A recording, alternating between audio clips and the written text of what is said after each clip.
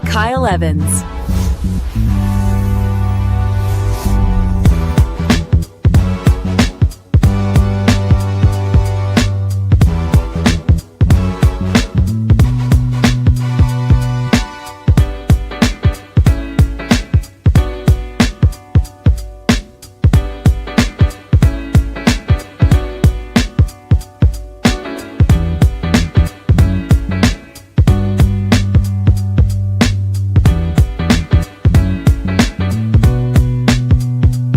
Grow with Kyle Evans.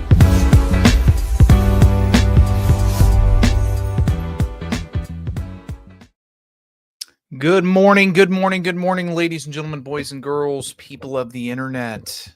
Happy Thursday to you. Welcome aboard the G.R.O.W show, where we do our daily checkup from the neck up. Coach Kyle Evans coming at you here to provide some value to you this morning, provide some wisdom to you this morning to make sure that we are armed and ready to take on our business adventure today. This week, we have been talking about buyers.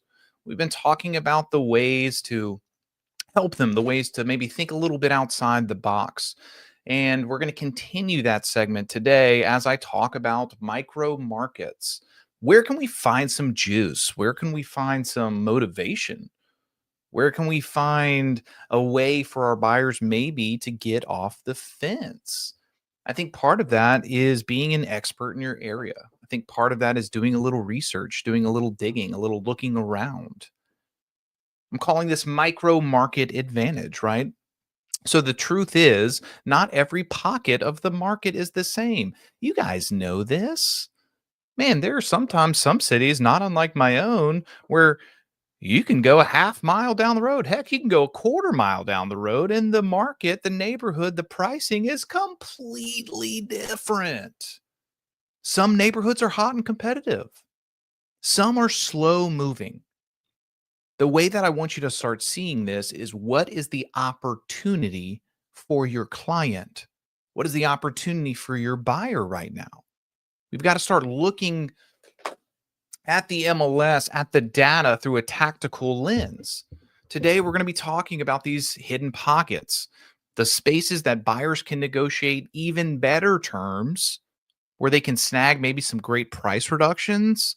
They can avoid bidding wars, if you're even in that market anymore. A place where you can show buyers how to spot these. When you do that, when you teach them how to spot them, when you put the data in front of them, you're going to begin to turn hesitation into urgency by simply reframing the opportunity. We don't need the whole market to be perfect.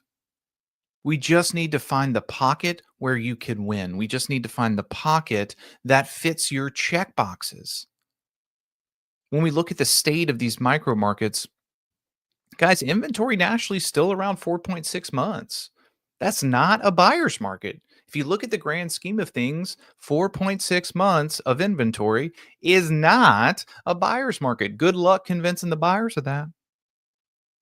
But what I want you to do underneath that surface is see that the ones that aren't priced right, they're sitting. We're seeing days on market rise across the nation to 40 days, 50 days, 60 days, sometimes 70 days on average. But that's on average. Because here's the truth. The ones that are priced right, guys, they're moving quick. They're moving with multiple offers. They're moving in 10 days or less. The national headlines don't tell the full story. Inside of your zip code, inside of the neighborhood, specifically in your zip codes, are micro markets where buyers can get real leverage today. Do you know where they are? And do you know your buyer's needs backwards and forwards with such clarity that you're able to spot their chance to win?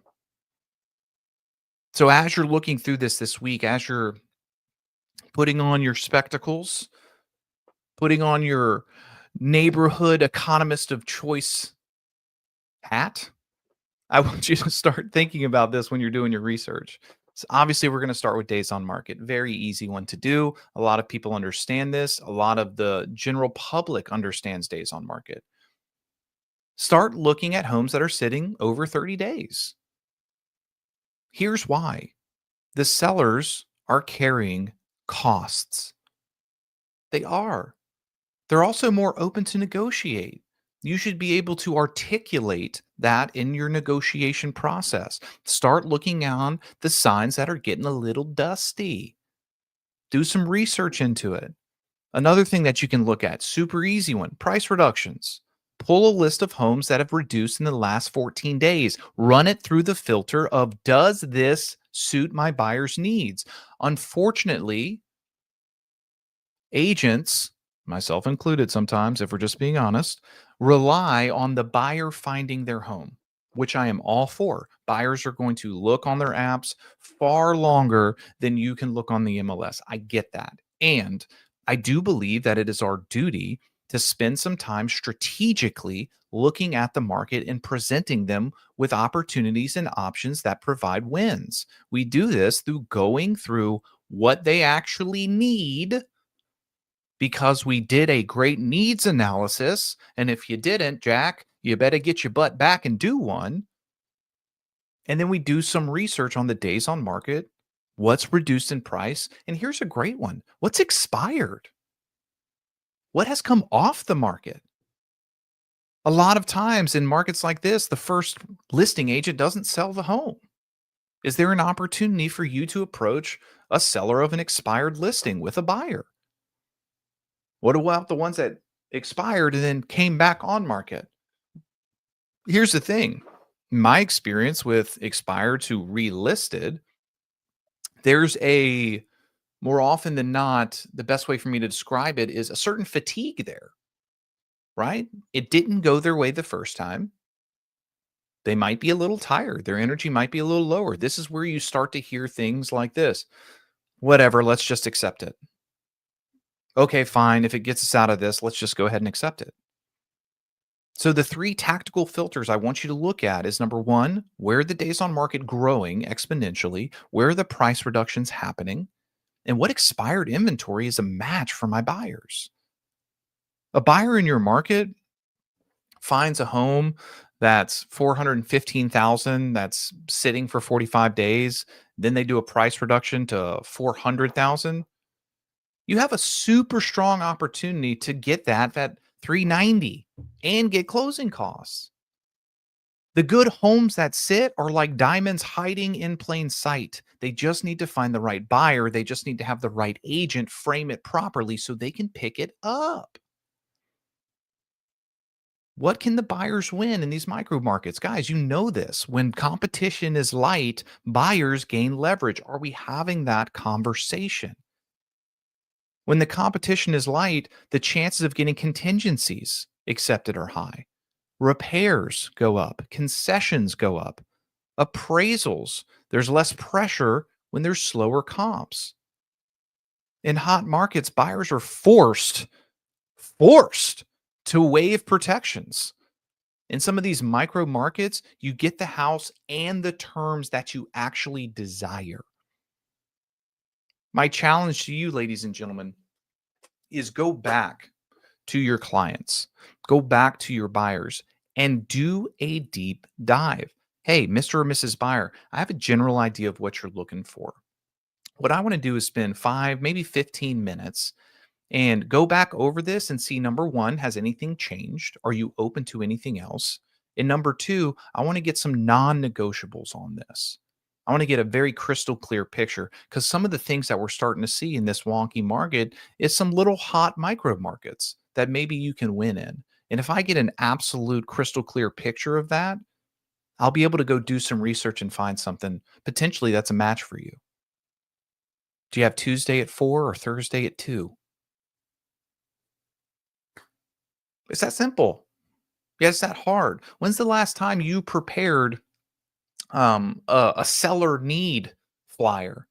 You got crystal clear on what your buyer was looking for. When's the last time you understood the 3 hot neighborhoods that your buyer just had to be in and went in door knocked that neighborhood? When's the last time you found that neighborhood and then looked at the expireds in it? There's all these tactics that we can win, but again, as I always say, a lot of times opportunity is missed because it's dressed in overalls and boots and looks like work. You got some buyers on the fence sitting? I'm going to go here and say this now, whether you like it or not. Don't care. If they're sitting on the fence, part of that's your fault. Love you, mean it. Just is. We need to do a better job of going out and seeking and finding a win. Part of that is going to be the communication, the conversation that we have with our clients. So if you're looking for a pocket advantage conversation, right? I would say something like this to the buyer. This isn't a seller's market. And technically, it's not even a buyer's market. It's both. It's trending towards a balanced market, depending on where you look. Let me show you specific pockets where you can win. Let me show you specific pockets where you can win. Guys, sometimes, even if buyers have non negotiable spots where they must be, that can change for the right deal. But they have to be presented the right deal. The next one is scarcity framing. Hey, look, this home is one of only 3 that have a main level, that have the bedrooms you want, that are under 400K. Once these are gone, the next option's like 50K higher. Should we go take a peek at these today? Should we go take a peek at these tomorrow? What about looking at some of these pockets and saying, hey, listen, if we go take this one that's getting a little dusty, we go take down this one that has higher days on market, we will be solving the seller's carrying cost pain if they solve your repair list. It's a win-win. We go take down one of these that are growing in days on market and the signs are getting dusty. We will go ahead and alleviate and solve the seller's carrying cost pain if they solve our repair list. That way, everybody wins. Agents, can you go pull 10 listings in your MLS with days on market over 40 days or recent price reductions? Then what I would challenge you to do is consider going and filming some videos, running some live tours this week, either with your buyers or without them. Record it and then highlight some areas that you see that could be potential negotiating factors. And then here's the thing, send it to your clients. Send it to them. Let them know. I want you to practice presenting them not as a stale home, but as opportunities that can be missed that are hiding in plain sight. This isn't some crunchy, stale home. This is an opportunity hiding in plain sight that we will miss if we don't make a move on it. You guys have got to get better at telling the actual story because everybody has their truth and there is then the truth. What's the frame? Perception is reality. We know this. Are you doing a good job of letting them see the entire cube? Or are you letting them see just one side of it? When I told you earlier that if the buyers are sitting on the fence, part of it is your fault, it's because we got to get better at communicating. We got to get better at understanding. And then the third piece of that puzzle, we got to get better at helping them understand. The choice is yours. Now, I know some of you hear this and you're like, well, that just sounds salesy to me. Guys, I want you to create urgency without pressure. I'm not a big pressure guy, but what I am is very real, very straightforward and direct. Buyers can think, hey, listen, waiting gives me better options. Does it? Does it though? The reality is waiting eliminates some of these pockets where you can negotiate the strongest. Waiting could also introduce more buyers to the market where your competition grows. Waiting can also introduce a higher frenzy like ones of the past. You think if the Fed keeps cutting rates down with the limited inventory that we have, that it's not going to be an absolute feeding frenzy out there for buyers? You are mistaken. We could be sprinting right back to 5, 10, 27, 152 multiple offer situations. The time is now. We see this happen all the time, and yet we act like it doesn't exist. When you find a pocket you like, you act. Not because you're pressured, but because it's rare, because it fits your needs. I want you guys to understand the deal you pass on today is the one tomorrow, and you say, should have done that. I should have done that. The headlines are always still saying it's tough out there, but buyers who know, or maybe let me rephrase that, agents who know where to look, they got an advantage. Use your advantage. Micro markets are the secret weapon. Less competition, more leverage, and better terms. They are there, but you have to go be the digital hunter and go find it. But to hunt, you have to know what you are looking for. So the foundational piece under all of this is you got to get a very detailed every day. Just one of those words just gets a little wonky. You need a very detailed view of what your buyer is looking for. Slow down. Understand their non-negotiables, understand their maybes, understand their checkboxes. The next time I ask a agent what's their buyer looking for, and they're like, oh, I don't know, like a 3-2, 1,800 square feet, I'm like, be gone from me. Get away. That ain't doing anybody a service. I want to know what they are looking for. I want to know what makes their heart sing. I want to know what makes them run away. I want to know all of the picture. So because when I know this, I can go out and hunt these micro markets. I can go out and source a deal. I can go out and door knock. I can go out and circle prospect. I can go mail a neighborhood specifically of what they're looking for. You guys want buyer urgency? You want them to make a move? Help them. Help them. I can lead a horse to water, but I can't make it drink. Yeah, but you can salt its oats. Go out there and get salty. I don't know if that works, but it feels right. Go out there and do the thing. You are a digital hunter and an economist of choice. I want you to act like it today. So go find 5, 10 homes where you're seeing either come back on the market, you're seeing the days on market go up. And go do a tour. Film them. Point out some stuff. Figure out what could be negotiating tactics. Then send it to your buyers. Heck, send it to all your buyers. You never know. If you don't ask, the answer is always no. Ladies and gentlemen, boys and girls, there are good homes right now for your buyers that are sitting like diamonds hiding in plain sight. It's up to you to go find it. It's not a seller's market. It's not a buyer's market. It's both, depending on where you look. Coach Kyle Evans coming to you today on this Thursday. Cannot wait to see you bright and early Friday morning. Go make it a good one. Go focus today more than ever on what you can control and let go of the things that you can't.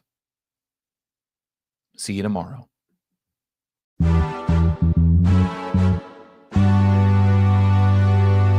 Grow with Kyle Evans.